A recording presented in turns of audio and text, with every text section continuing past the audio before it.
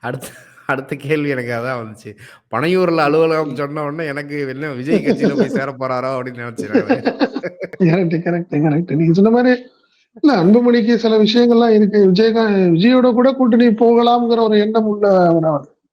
நீங்க ஓகே. பாத்தீங்கன்னா அவர் விஜய் கட்சியை பத்தி பேசுறப்ப ம், ம், ஒரு ம். 10 வருஷத்துக்கு முன்னாடி இந்த பாமகவுடைய சூழ்நிலை என்னன்னா, நடிகர்கள் பத்தி கடுமையா விமர்சனம் பண்ணவங்க. ஆமா.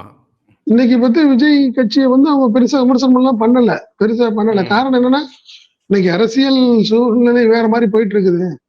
நடிகர்களை ம், தவிர்க்க முடியாது அப்படிங்கிறது அவங்களுக்கு தெரியும். ம், அதனால ஒரு அட்ஜஸ்ட் பண்ணி போகணும்னு மனநிலை தான். நீங்க அன்புமணிக்கு இன்னும் கூட பாத்தீங்கன்னா, அன்புமணிக்கு விஜயோட கூட்டணி வச்சாலும் ஆச்சரியப்படுறதுக்கு இல்ல. அவருடைய மனநிலை ம், அப்படி. காரணம் இன்னைக்கு ம், சூழ்நிலை என்ன அப்படின்னு நினைக்கிறார்.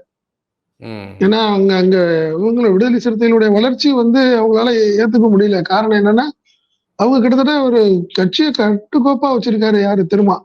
திருமாவளவன். பட் இவங்க பாமக அந்த அளவுக்கு இல்ல.